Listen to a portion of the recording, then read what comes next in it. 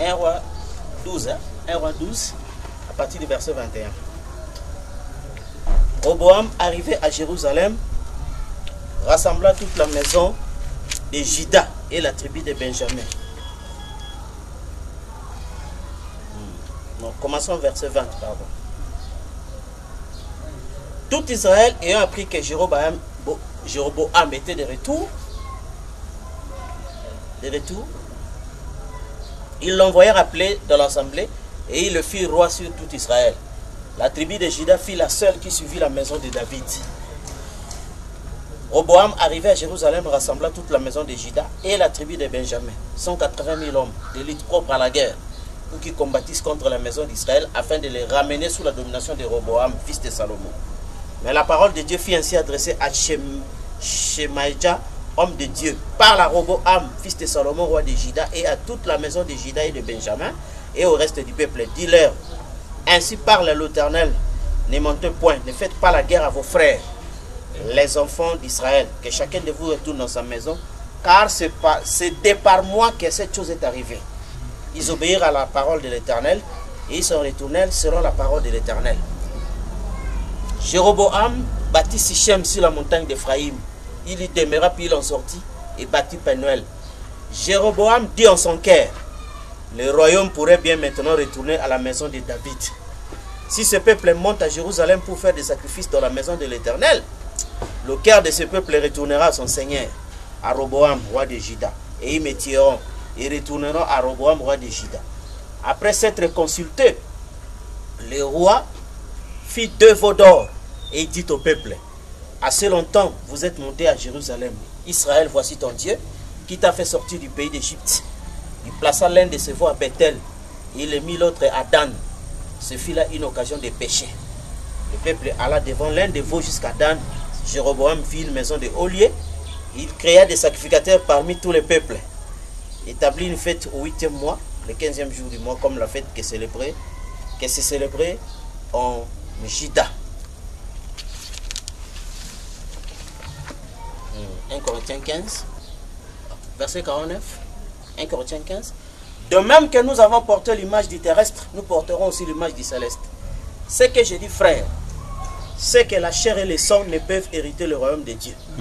Et que la corruption n'hérite pas l'incorruptibilité.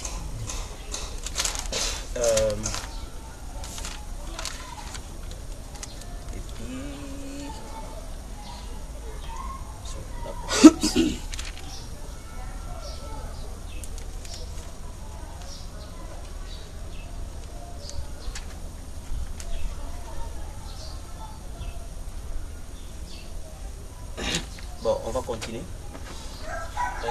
On va parler du mystère de l'après Salomon.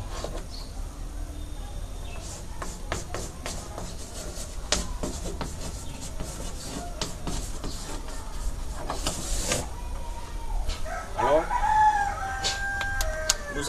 nous voyons dans la Bible que Salomon était vraiment le moment les plus glorieux pour Israël, n'est-ce pas? Auquel nous avons vu, il a régné pendant 40 ans. Et c'était vraiment l'âge d'or pour Israël.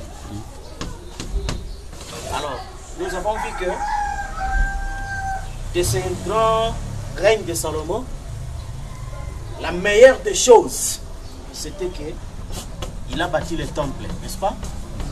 Chose que David a voulu faire. Mais David n'a pas eu la permission de construire. Parce qu'on dit qu'au temps de David, il y avait des guerres. Et puis le sang coulait. N'est-ce pas? Alors comme le sang coulait, il n'y avait pas moyen de construire le temple. Et quand la Bible dit, quand Dieu a mis tous les ennemis de David sous son pied, et David voulait mourir, c'est alors que Salomon a pris la succession du royaume. Et pendant les 40 ans, Salomon, la plus grande des choses, il a bâti le temple, la maison de Dieu. Chose que David aspirait plus. Mais David ici avait rassemblé des matériaux de construction.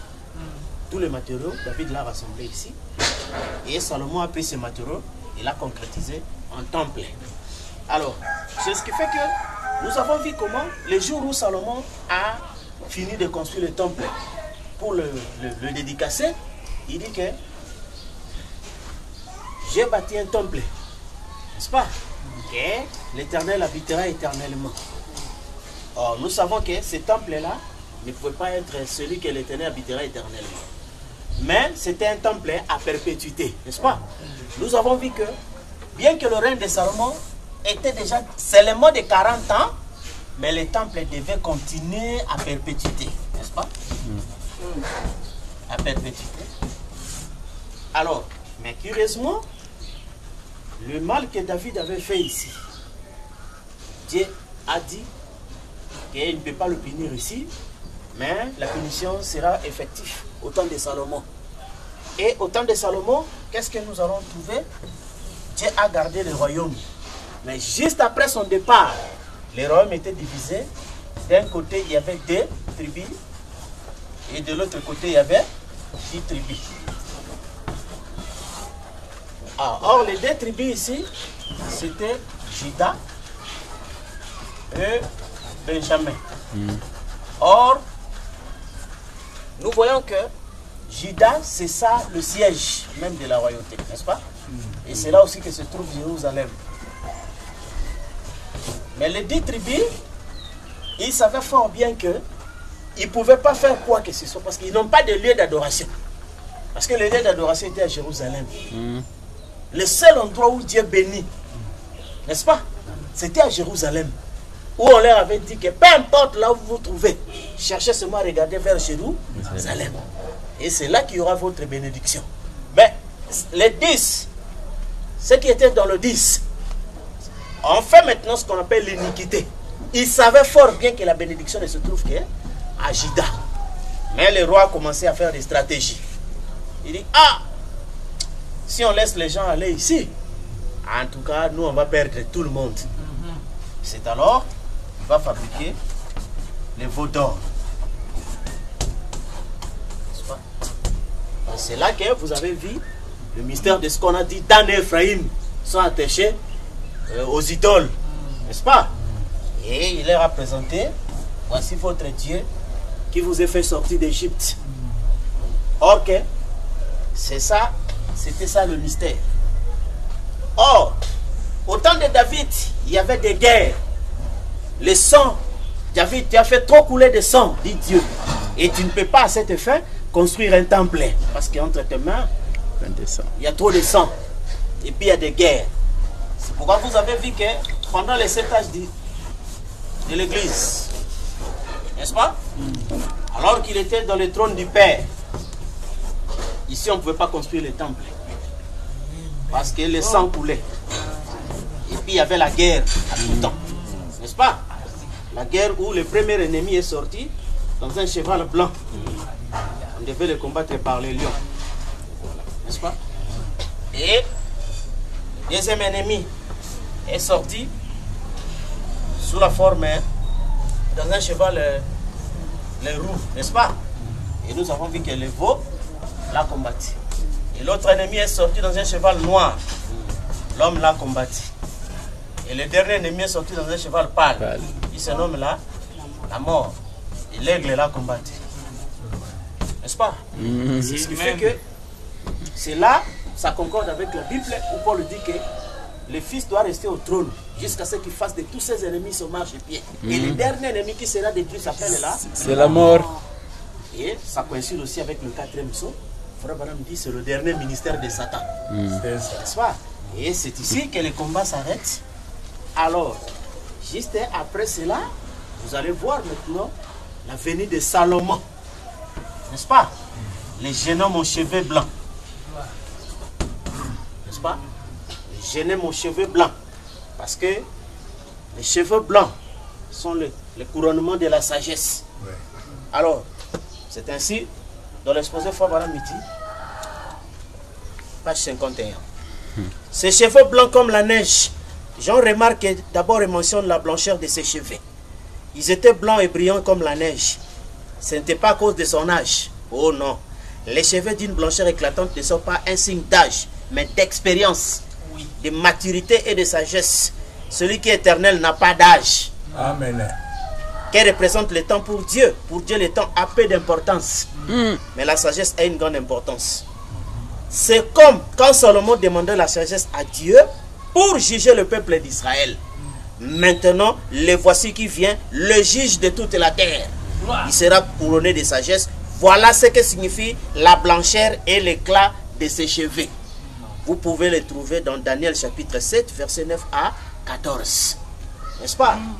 Donc, le Nioué ici, effectivement, c'est Salomon. Salomon était un jeune homme qui avait reçu l'ordre de juger Israël, la mission de juger Israël. Et il demanda à Dieu. Dieu lui demanda, que veux-tu que je fasse?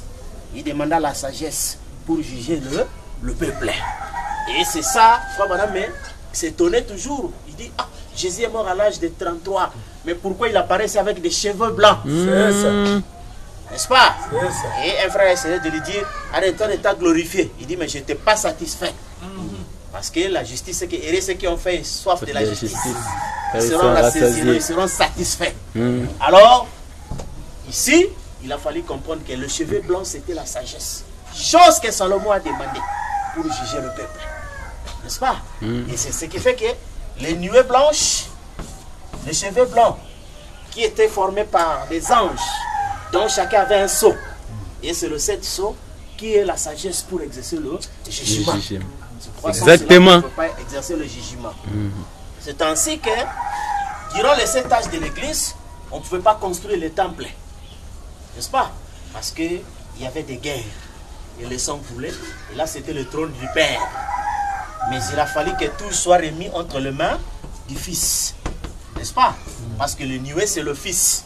Comme on nous a dit ici dans l'exposé des âges, que nous aimons souvent lire, à la page 50 et puis 51 au début. Au milieu de cette chandelière d'or, quelqu'un qui ressemblait au Fils de l'homme, vêtu d'une longue robe et il y a une ceinture d'or sur la poitrine. Le voici semblable au Fils de l'homme, comme une pierre précieuse dont la beauté est mise en valeur par la monture de l'anneau. De même, il est glorifié au milieu des églises. C'est le jour du Seigneur. En effet, je le vois, non pas comme sacrificateur, mais comme juge qui vient. Il ne porte plus la ceinture d'or autour de la taille. N'est-ce pas? Mais comme le fait le sacrificateur qui sert Dieu dans les lettres saints. Mais il le porte maintenant autour des épaules. Car il est à présent juge. Et non plus le sacrificateur. Jean 5, 22 est maintenant accompli. Le Père ne juge personne, mais il a remis tout jugement au Fils. Exactement. Son service est accompli. La fonction des sacrificateurs a pris fin. Les jours de la prophétie sont accomplis. Il est saint comme un juge. Alors, c'est ce qui fait que j'ai cité ça à un frère. Et il raisonna. Il me dit, non frère, le prophète quand il dit la chose, c'est comme Esaïe a dit, enfin, ça va s'accomplir au futur. J'ai dit non. La prophétie, c'était Daniel et Jean qui ont donné les prophéties. Mais on ne peut pas photographier une prophétie. On peut photographier une réalité. N'est-ce pas? Et c'est ça, la réalité était là. C'est que le Fils est venu. Alors, ici, c'était le royaume du Père, où le sang coulait et il y avait des guerres à tout temps. N'est-ce pas? Alors, c'est ce qui fait que la guerre se termina ici, à travers l'aigle. N'est-ce pas? Et quand l'aigle a vaincu, nous avons vu qu'un homme est venu, il a embrassé Frère Branham en disant que si ça peut pas te paraître blasphématoire, mais la prédication que tu viens d'enseigner peut être le 23e chapitre d'Apocalypse. Directement, il parlait en langue, en français. Puisque tu as choisi le chemin étroit, c'est que aussi mon chemin, c'est par cette décision que s'accomplira une immense victoire par l'amour divin. C'est pourquoi aujourd'hui, nous ne combattons pas parce que nous ne sommes pas nés au temps du combat. Nous avons trouvé au temps de Salomon. Nous sommes nés au temps de Salomon. Nous ne sommes pas nés au royaume de David. David, ce sont les 7 âges de l'église. Là, il y avait des guerres et le sang coulait. Vous comprenez? Mais Salomon, c'était le repos. Et si quelqu'un veut douter, je crois que nous répétons toujours notre écriture. Exactement. Les 2 Thessaloniciens, où Paul dit, au chapitre 1, au verset 6, car il est de la justice de Dieu de rendre de l'affliction à ceux qui vous affligent, et de vous donner à vous qui êtes affligés du repos avec nous.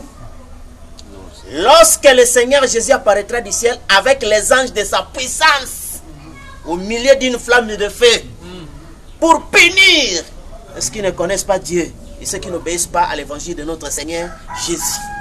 Ils auront pour châtiment une ruine éternelle, loin de la face du Seigneur et de la gloire de sa force, lorsqu'il viendra pour être en ce jour-là glorifié dans ses saints et admiré dans tout ce qui auront cru. Vous comprenez, frère?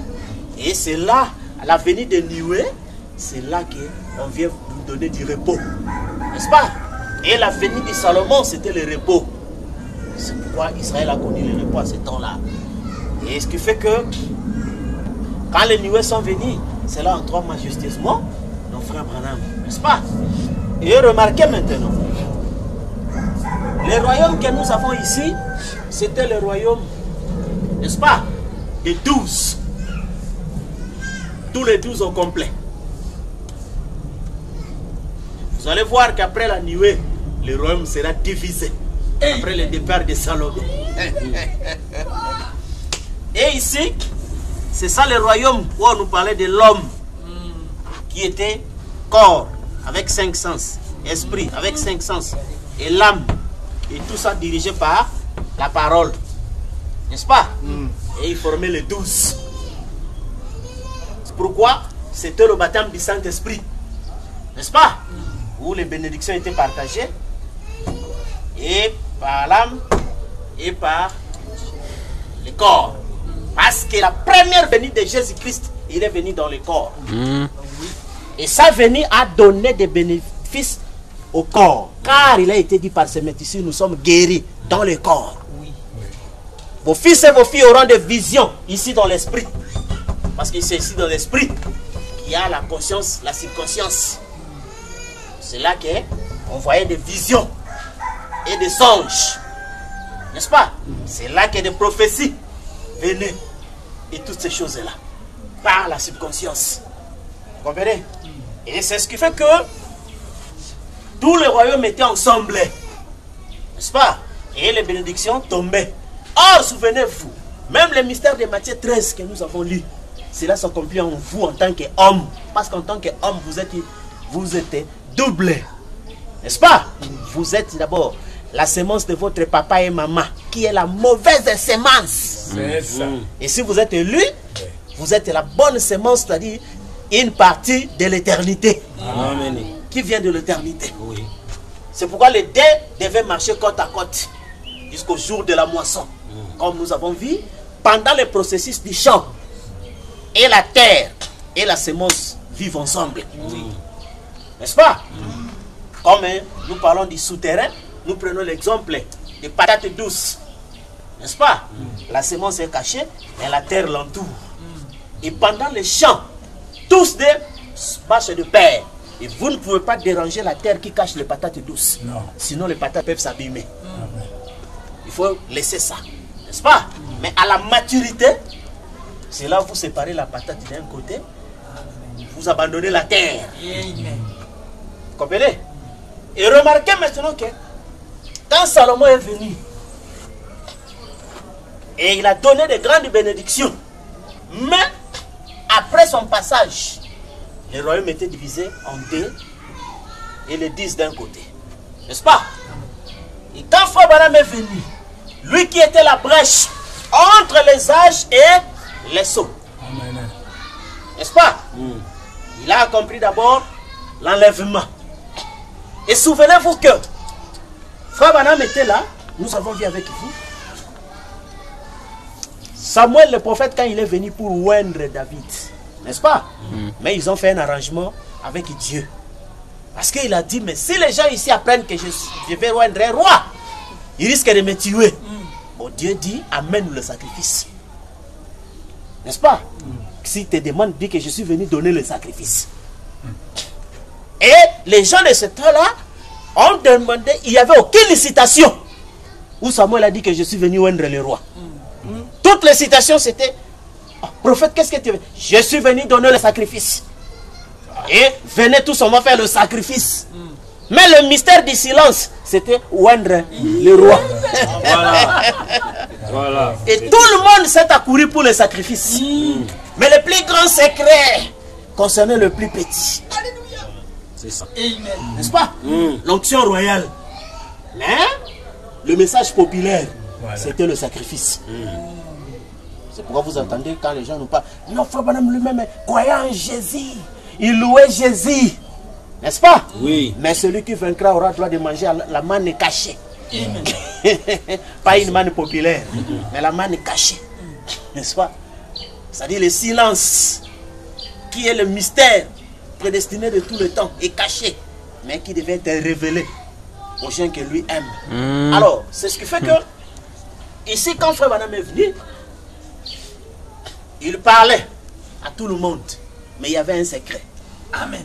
Oui, il disait aux gens que le discernement des pensées du cœur permet aux élus de savoir que le Messie est sur la terre. N'est-ce pas? Et il a posé la question aux gens, que dites-vous que c'est? Il dit, est-ce que c'est une église? Les gens ont commis Frère Branham comme une église. N'est-ce pas? Est-ce que c'est un pasteur? Les autres l'ont connu aussi comme un pasteur.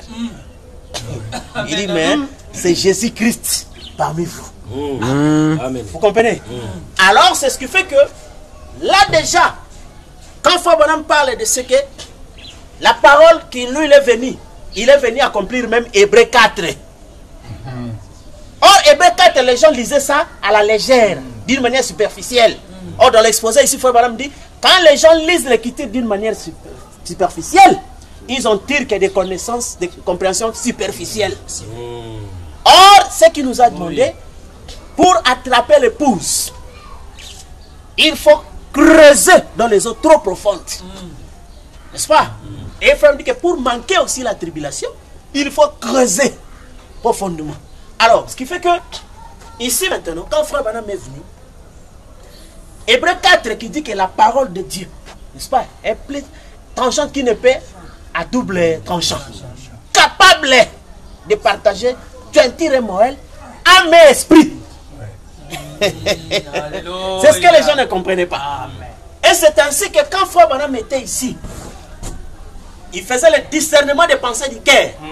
Ça partageait âme et esprit. Âme et esprit. Parce que dans question en poste numéro 3, on a posé la question à Frère Branham, mais où va l'épouse? Il dit, elle va dans la gloire. Pour l'enlèvement, quoi. Parce que quand l'épouse est enlevée, il dit, elle va dans la gloire. Mais de quelle manière? Frère Branham dit, voir ces signes amène nos âmes à la gloire. Donc le signe du discernement des pensées du cœur. Cette puissance-là, partagée, l'âme, âme et esprit. Et c'est de là que Frère Branham disait aux gens qui étaient avec lui que nous avons lu avec vous dans le premier saut. Paragraphe, commençons par 93. Mais vous pouvez commencer à partir de 87. Quelle déclaration! Oh là là là là là là. Une fois l'épouse enlevée, c'est là que cet homme du péché va se révéler. Elle, la vraie épouse de Christ, elle a été élue et tirée de chaque âge de l'église. Maintenant, l'autre jour, j'ai déclaré que l'épouse pourrait rentrer à la maison et qu'on n'en ait même pas connaissance. C'est vrai. Quelqu'un a dit, Frère Branham, ce serait vraiment un petit groupe. Jésus a dit, ce qui arrive au jour de Noé, maintenant, allez donc lui en parler à lui, voyez-vous, où 8 personnes furent sauvées à travers l'eau, arrivera de même à la venue du Fils de l'homme. S'ils étaient 800 à partir de l'enlèvement ce soir, vous n'entendrez pas un mot là-dessus. Ni demain, ni le jour suivant, ni jamais. Ils seraient partis et vous n'en auriez rien su. Voyez-vous, ce serait exactement pareil. Parce que c'est le signe du discernement des pensées du cœur qui a amené cette âme à la gloire. Parce que la parole, n'est-ce pas, qui discernait les pensées du cœur, avait cette capacité-là de séparer âme et esprit. C'est pourquoi il dit, si vous êtes enlevé, parce que lui viendra comme un voleur dans la nuit. Et quand le voleur ne vient pas voler la maison, mais il vient voler les choses de valeur qui se trouvent dans la maison. C'est ainsi, quand il vient, il a trouvé cette maison. N'est-ce pas? Mais ce qui est caché ici dans la maison, c'est ça qui intéresse les voleurs. N'est-ce pas? Et puis, les gens ne savent pas aussi que, quand Frère Branham leur disait que l'épouse est enlevée au temps même du message. N'est-ce pas? Pourquoi? Parce que le message de Frère Branham, c'était quoi? voici je me tiens à la porte et je frappe. Oh, le moment où il se tient à la porte et il frappe, c'était ça le moment des noces. Remarquez ce que lui-même a dit dans Luc 12. Dans Luc 12.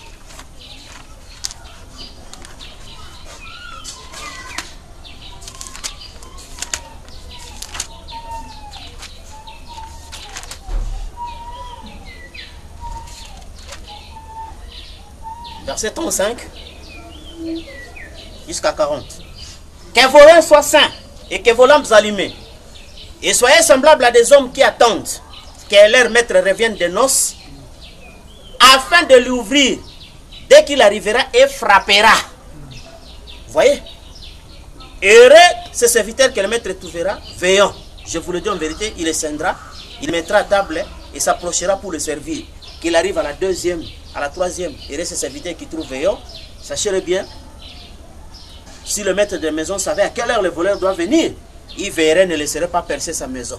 Vous aussi tenez-vous prêts, car le Fils de l'homme viendra à l'heure où vous n'y penserez pas. Alors, c'est ça ce qui fait que, remarquez même dans l'âge de la Odyssée. Dans l'âge de la Odyssée, frère, il y a des choses. Avant d'arriver d'abord à la promesse comme tous les âges, parce que la promesse de tous les âges, c'est que celui qui vaincra, je lui donnerai ça. Mais avant d'arriver à la promesse, il y a d'abord un fait qui fait que je me tiens à la porte et je frappe. Ouais. Celui qui ouvre, j'entrerai et je souperai. Mais de quel événement s'agit-il? Vous comprenez pourquoi Frère Bonhomme dit que le messager arrive à la fin et l'épouse est enlevée au temps même du message. Parce que ce message-là de frapper et d'ouvrir, c'est pour les noces. Et c'est là où, dans Luc 12, il dit que quel est ce serviteur que le maître trouvera?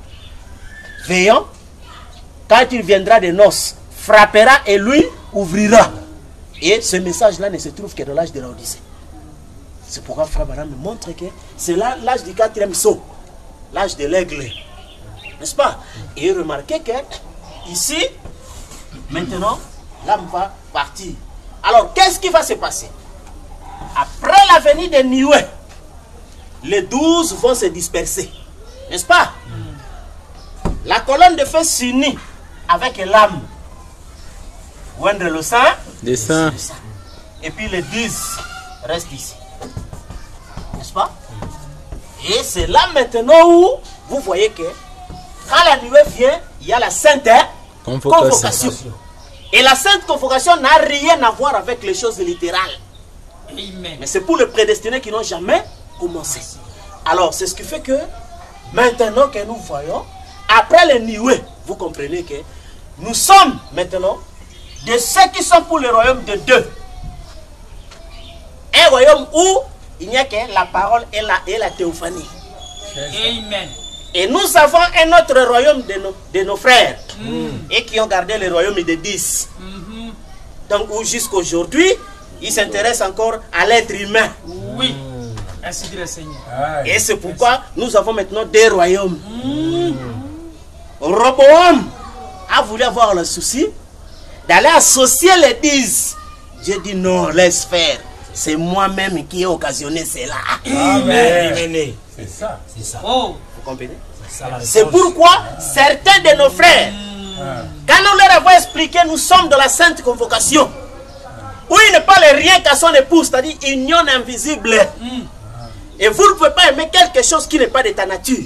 La chair ici n'est pas de la nature de Dieu. Dieu ne peut pas l'aimer. C'est pourquoi la seule façon pour que Dieu puisse s'approcher de cette chair, obligatoirement, il fallait le sang. N'est-ce pas? Même dans Dieu confirmant sa parole, quand Frère Branham dit que quand je prie pour le malade, ce n'est pas moi que Dieu exauce. Il exauce son fils. Vous comprenez? Oui. Il exauce son fils. Et c'est pourquoi, comme le mystère était que tous les humains, on pouvait être bénis qu'à cause du plus petit. N'est-ce pas? Comme Joseph avait donné cette condition. Si je ne vois pas Benjamin, vous pouvez être béni. C'est ça. C'est ça. Alors c'est ce qui fait que donc, gloire. Le mystère de l'âme, c'était un grand mystère. de tout le temps. Vous avez vu que même quand Frère Branham a commencé le ministère, il ne connaissait pas le mystère de l'âme. Lui-même a dit que je me disais, après la mort, nous serons comme des nuages. On ne peut pas se saluer, ainsi de suite. Il dit, je n'avais pas peur d'être perdu. Mais il ne comprenait pas comment on sera. Et il dit que lorsqu'il fit la translation, il dit, cela me révolutionna. N'est-ce pas? C'est là qu'il a compris que nous sommes réels ici, nous sommes aussi réels dans l'autre dimension. N'est-ce pas? Et c'est là qu'il découvrit ce mystère-là. Mais à l'époque de la préparation, quand Jésus disait aux disciples que ne faites pas, ne vous demandez pas quand allons-nous manger, de quoi allons-nous vêtir, ce sont les païens qui s'inquiètent de ces choses. Mais vous, quand vous priez, dites que ton royaume est. La seule prière, c'était le royaume vienne. Ce que les gens font là, ce ne sont pas des prières. Au mariage, avoir des voitures, remplir des congélateurs, tout ça, ça c'est des prières paganistes. Mais la seule prière, c'était que ton royaume est. Le frère Branham dit, les anciens ont prié pour la rédemption, pour la résurrection. C'était ça leur prière. Sur l'autel. Donc c'était ce qu'ils désiraient. Parce que la prière, ce n'est pas du formalisme. La prière, c'est un profond désir. C'est pourquoi quand le frère Branham parlait de pousser à bout, l'homme ne pouvait être exaucé que quand il est poussé à bout. C'est là qu'il priait sincèrement. Il manifestait le désir profond. Et le désir profond de tous les anciens, c'était la rédemption, c'était la résurrection. Et vous vous rappelez par rapport à la résurrection, quand on a posé la question à Jésus, un homme avait sa femme, il n'a pas donné d'enfant. Son petit frère est venu, pas donner d'enfant. Et dans la résurrection, qui sera la femme de qui? Jésus a dit, le fils de ce siècle prennent des maris et des femmes. Mais il n'en sera pas ainsi à la résurrection. Ils seront comme des anges. Ils ne prendront ni femme ni homme, car ils seront comme des anges. Car ils seront appelés fils de la résurrection, fils de Dieu. Vous comprenez? Ce qui fait que quand l'âme quitte et quand l'âme est loin, il reçoit un corps semblable à ce corps ici. Sauf que ce corps-là n'a pas de glandes sexuelles. C'est ça. Vous comprenez? Qui n'a besoin ni. C'est pourquoi l'âme n'a besoin ni d'une femme, ni d'un enfant, ni de qui que ce soit. Il n'a pas besoin. Parce que remarquez, Frère Branham, quand il a fait l'expérience où son âme est sortie du corps, c'était en 1960. Son dernier fils avait 4 ans.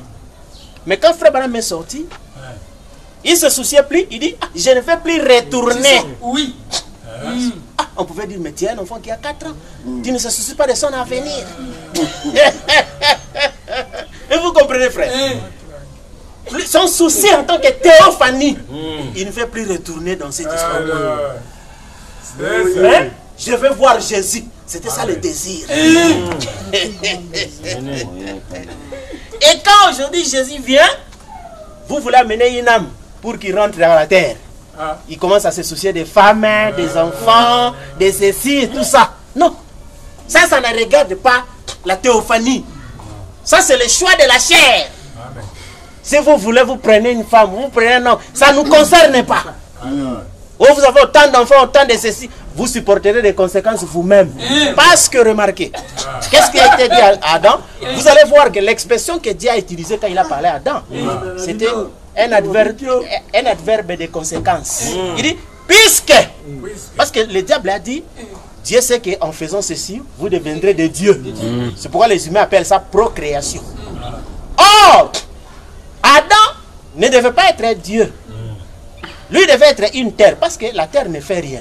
C'est la semence qui fait des mouvements, n'est-ce pas? Qui fait des mouvements pour sortir, pour lutter et puis pour produire le fruit. Mais la terre est toujours fixe. C'est comme ça que Adam était créé comme une terre et non pas comme une semence. La semence, c'est la théophanie qui était enterrée dans Adam. Et quand on a dit multipliez-vous, ce n'est pas la terre qui devait se multiplier. C'est la théophanie qui devait se multiplier. Mais le diable est venu montrer à la chair que tu peux te multiplier. Vous serez des dieux. Or, il y a des conséquences. Si vous êtes Dieu, vous devez être guérisseur, vous devez être consolateur. Parce que Dieu a des attributs. C'est pourquoi quand l'humain est devenu Dieu, c'est-à-dire vous prenez une femme pour procréer des enfants, ce n'est pas tout. Vous devez être guérisseur, donc pourvoir à leur maladie. Vous devez être consolateur. Vous devez être pourvoyeur. Vous devez être tout ça. C'est pourquoi Adam, quand le diable a trompé Adam, il a fait de lui un créateur. Oh, il ne savait pas qu'un créateur doit assumer des attributs. C'est pourquoi Adam est resté comme ça. Il dit que, quand j'étais seul, j'étais calme. Maintenant que je suis devenu Dieu, je me suis cherché des problèmes. Voilà. Parce que la femme se fâche et des enfants. Vous devez être comme consolateur. Nous manquons ceci. Vous devez être pourvoyeur. Il y a maladie. Vous devez être guérisseur. C'est ça. C'est pourquoi j'avais expliqué aux frères les mots responsables. N'est-ce pas? Qui tire son origine du latin responder. Donc savoir répondre aux conséquences de tes actes. Vous voyez? C'est ce qui fait que quand lui il a posé l'acte, Adam devait savoir répondre aux conséquences de ses actes. C'est pourquoi comme nous sommes là, et on compris le mystère de la révélation. Celui qui veut se faire Dieu, lui-même il devient Dieu, qu'il assume les conséquences des attributs. Alors c'est ce qui fait que l'âme ici, la théophanie, sa prière, donc son désir, c'était Jésus-Christ. Comme dans le naturel, le plus profond désir de la femme, c'est avoir un mari. N'est-ce pas? Quoique le monde d'aujourd'hui, on essaie de pervertir, où la femme dit qu'il va aller chercher aussi avoir beaucoup plus d'argent. Mais même les humains ont chanté qu'elle peut avoir tout l'argent au monde. Mais si elle n'est pas de mari, elle est toujours déstabilisée. Oui. Jusqu'à ce que Ésaïe 4 va s'accomplir, où on dit que cette femme saisira un seul homme et diront, nous mangerons notre propre pain. Mais laisse-nous seulement porter ton nom pour enlever notre robe. N'est-ce pas? Parce que c'est ça l'appel le plus élevé pour une femme. Alors, dans le naturel. Et ce qui fait que, ici, vous savez que nous étant Roboam, nous ne nous intéressons pas au royaume de 10. Nous n'avons que le royaume de 2. La parole dans l'âme. C'est tout. N'est-ce pas? Et le reste des choses, donc, n'est pas concerné dans le royaume. Mais vous trouvez qu'il y a de ceux qui ont crié la nuée, mais ils sont retournés dans le royaume de 10. Réellement dans l'âge des humains. Et pour conséquence, ils vont établir des veaux d'or. N'est-ce pas? Donc ils vont chercher des divinités au travers leurs sacrifices. C'est ça. Or, la ville, Jérusalem, tout entière est en or. N'est-ce pas? Pourquoi? Parce que la chair ici a en lui le mal et le bien. Même si le baptême du Saint-Esprit vient dans la chair, mais l'être humain a toujours ses histoires. C'est une ville qui n'est pas totalement parée d'or. C'est vrai qu'on avait mis un peu de l'or ici dans les humains par le baptême du Saint-Esprit, n'est-ce pas? Mais la ville n'était pas d'or. Parce que dans l'être humain, vous trouvez toujours, il a le désir d'aller vers sa femme, qui est un désir qui n'est pas venu de Dieu. N'est-ce pas? Et toutes ces choses-là. Mais ici dans Jérusalem, la ville elle-même, tout est en or. Amen. Vous comprenez? C'est pas de l'or à fabriquer. De l'or pur. Tout est en or. Or, l'or, là, la divinité, c'est la parole. Ce prophète nous dit que les croyants sont les paroles du livre. Vous comprenez? Alors, c'est ce qui fait que les deux tribus étaient là. Donc, avec Judas et Benjamin, on les voyait qu'ils étaient seulement 2. Mais c'est là que la bénédiction de Dieu résidait. Parce qu'ils ont gardé le plus essentiel. C'était la capitale, comme même dans le naturel, n'est-ce pas? Donc, quand même les gens font la rébellion, ils font tout pour atteindre la capitale. C'est ça. Pour confirmer le pouvoir. N'est-ce pas? Et c'est ça qui fait que les deux tribus avaient Jérusalem. Le siège du pouvoir. Parce que c'est là il y a les lieux d'adoration. Vous comprenez? Or, aujourd'hui, quand les gens s'appellent des serviteurs et tout ça, ils ne savent pas qu'aujourd'hui, l'onction, Frère Branham dit, ce n'est pas oindre un homme, ni oindre ton lieu saint. Parce que le lieu saint, c'est l'esprit. L'homme, c'est la chair. Ce n'est pas oindre ni la chair, ni l'esprit, mais oindre le sang des saints. C'est là où Frère Branham dit, le grand mystère, c'est le baptême du Saint-Esprit sans aucune sensation. Parce que la place même qui est prévue pour l'âme, là, le sang ne coule pas, n'est-ce pas? Et puis il n'y a pas de sensation. il n'y a que le mystère du libre arbitre. Soit c'est l'incrédulité, soit c'est la foi. Amen. Vous comprenez? Et les sensations, c'est ici dans la chair. Le baptême du Saint-Esprit.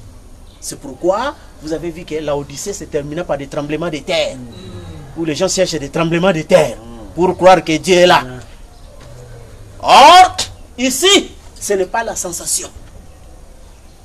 Mais quand le Saint-Esprit est ouais, n'est-ce pas? Là maintenant, c'est la royauté. N'est-ce pas? C'est ça la gouvernance. Comme on dit, la pierre qui vient et qui écrase tout. N'est-ce pas? Parce que c'est le 5e royaume. Tous les 4 royaumes sont finis par le pied d'argile et de fer. Mais le 5e royaume, c'est ce qui est éternel. N'est-ce pas? Et ce royaume-là, c'est ça ce que Paul dit, ne consiste pas au manger, au boire, ni aux habits qu'on revêt. Mais la réjouissance du Saint-Esprit. Alors c'est là, frère, on dit que quand les grands mystères sont éclairés, les cœurs tous se transforment en cœur de joie. Et c'est ça la joie. Et il faut me dire, qu'est-ce que l'onction si ce n'est la joie du Seigneur? C'est vrai. Amen. Vous voyez, frère? Alors c'est pourquoi vous voyez que après le départ de Salomon, donc le royaume était divisé en deux. Vous comprenez?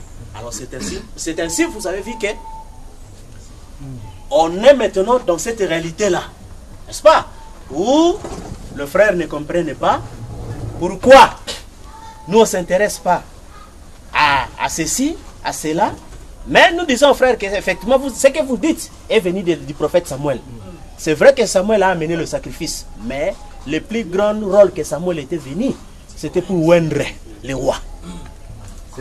Et c'est ainsi que frère Madame nous a présenté le sacrifice. N'est-ce pas? Il nous a présenté le sacrifice. Il nous a présenté. Mais on a dit à frère Madame, il aura du succès à l'ouest. N'est-ce pas?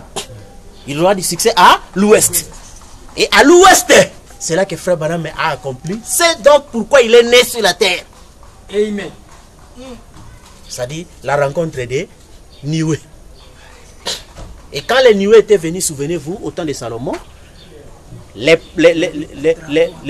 sacrificateurs n'ont pas pu se tenir pour faire le service. Mais c'est le roi qui est venu faire le service. Et c'est ça, effectivement, quand les nuées viennent, on dit ça va aveugler les yeux de tous les théologiens. Et c'est ainsi que c'est l'ouverture de sceaux. Cette ouverture de sceaux ne concerne que les héritiers. Moi-même qui ai procédé à cette division.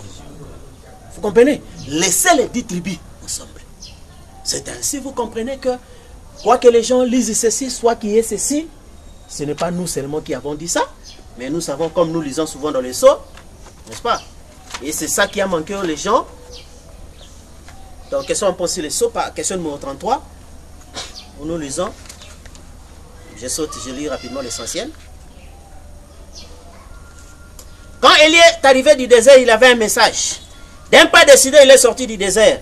Il est allé directement vers le roi et lui a dit, même la rosée ne tombera pas du ciel sinon à ma parole. C'était là les paroles qu'il avait. Et d'un pas décidé, il est reparti aussitôt, il n'a rien dit à personne.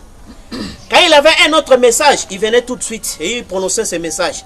Il faisait aussitôt demi-tour et il retournait dans le désert. Maintenant, si vous remarquez, quand j'ai posé la pierre angulaire du tabernacle, il a dit, fais l'œuvre d'un évangéliste. Et maintenant, frère Branham dit, l'heure approche où il y aura séparation entre les deux œuvres. C'est vrai. Quelque chose d'autre est en train de se produire. Alors, j'arrive ici, j'essaie de faire de l'évangélisation. Et quelque chose d'autre, vous voyez ce que ça fait? Oh, je m'attends à ce que l'église soit assez spirituelle pour comprendre. Amen. C'est ça. Vous comprenez? Donc, c'est cette séparation qui devait être faite. Et Frère m'attendait à ce que l'église soit assez spirituelle pour comprendre cette séparation, comme nous avons vu, du 4e sceau au 7e sceau. C'est pourquoi quand Frère Branham est venu, c'était d'abord le royaume de 12, où avec les 5 sens du corps, de l'esprit, la théophanie, sous les guides de la parole. C'est pourquoi jusqu'aujourd'hui les frères ont gardé l'ancien message. L'homme est constitué de 3 parties, le corps, l'esprit et la théophanie. Or ils ne savent pas que ça c'est le champ. C'est dans les champs qu'on va dire la patate douce est sous la terre. N'est-ce pas, frère? Mais quand la moisson vient, c'est le même langage. Ou c'est la même réalité? la patate est amenée dans le grenier. La terre est restée dans les champs. Et le travail des champs est terminé. Donc ce qui concerne maintenant, c'est le grenier. Vous comprenez? Et c'est pourquoi vous voyez qu'aujourd'hui, l'homme intérieur est déjà retourné, est déjà racheté, est déjà ressuscité. Amen. N'est-ce pas? Étant ressuscité, il a trouvé un nouveau corps. Et Frère Branham m'a dit que quand ce corps c'est comme un vieil veston, quand vous trouvez un nouveau, vous n'en avez plus besoin. Vous mettez ça dans le placard. Comprenez? Amen. Parce qu'il porte déjà le nouveau vêtement. L'ancien vêtement est foutu. Parce qu'on a lavé avec les détergents, jusqu'à ce qu'il n'y a plus de détergents. Comme il n'y a plus de détergents, il n'y a plus moyen. Qu'est-ce qu'on fait maintenant? On donne un vêtement nouveau. Parce que parmi les promesses, se trouve la promesse de donner le vêtement blanc. Oui. Vous comprenez? Et c'est le vêtement blanc qui sont donnés à l'ouverture des sceaux. Et c'est un habit de fête, pas un habit de travail. Parce que la chair ici, c'est un habit de travail. Et aussi longtemps que l'âme se trouvait dans la chair, il devait toujours travailler, il devait prier. Mais quand Jésus vient avec ses anges de puissance, il vient pour donner le repos à cette âme-là. N'est-ce pas? Et c'est ça, ce jour-là, c'était ici. Vous voyez réellement que le mystère que Frère Branham a fait, c'était l'âge de la mort. C'est-à-dire l'âge de la séparation. Et c'est dans l'âge de Frère Branham qui était le troisième exode. La séparation entre Israël et l'Égypte. La séparation entre l'épouse et l'église. Amen. Parce que l'église était juste un support. Mais à la moisson, on n'a plus besoin du support. L'épouse va maintenant dans le grenier. Vous comprenez? Et c'est ça le mystère des deux tribus. Vous comprenez, frère? C'est pourquoi nous sommes dans ces deux tribus. Là, il y a les lieux d'adoration. Le lieu d'habitation de Dieu. Parce que nous avons eu l'Ancien Testament, c'était le pavé extérieur, la chair. Le Nouveau Testament, c'était le lieu saint, l'esprit. Et maintenant, le Testament éternel, c'est le saint, c'est l'alliance éternelle. Dieu ne peut pas habiter éternellement dans la chair. Peu importe comment un homme était puissant en onction, cette chair-là devait passer. Vous comprenez? Mais c'est dans les lieux très saints qu'il a émis son quartier général. C'est pourquoi Jérusalem, Jérusalem, c'est-à-dire ville de paix. N'est-ce pas? Parce que ici dans la chair, peu importe comment vous pouvez oindre, être oint. Mais Dieu ne peut pas avoir la paix ici dans la chair. Parce que l'homme de la chair est toujours incrédule. Mais quand Jésus, avant, il s'inquiétait, il dit, quand le Fils de l'homme viendra, trouveras-tu la foi? Oh, qu'est-ce que la foi? Donc, soyez certains de Dieu. Frère Branham dit, la foi c'est une partie de Dieu dans l'homme. Oui. Pour lui faire croire tout ce que Dieu a dit. Oui. C'est ce qui fait que la venue de Jésus requiert la foi. Or la foi, ce n'est pas ici la foi humaine, mais la véritable foi. C'est-à-dire, cet être-là, il est lui-même la foi. Il est lui-même la parole. Vous comprenez, frère?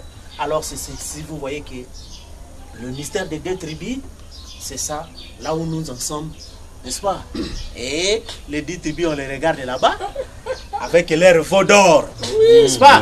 Où ils vont faire des sacrifices pour diviniser la chair, n'est-ce pas?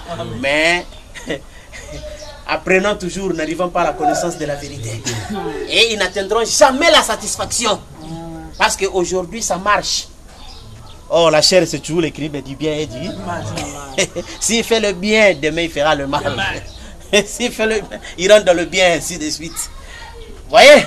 Et ce qui fait que, quand Frère dit aux gens, aussi longtemps que la chair est ici, vous serez toujours piquant dans la chair. Vous comprenez?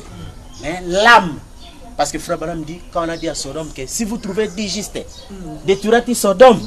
Frère Branham dit digeste, il n'y a aucun homme juste, mais c'est Christ dans les 10. Amen. Et c'est ça. Alors c'est ainsi, vous comprenez, frère, que nous sommes des deux tribus, n'est-ce pas? Et les frères nous font des problèmes. parce que nous avons abandonné les 10 tribus. N'est-ce pas?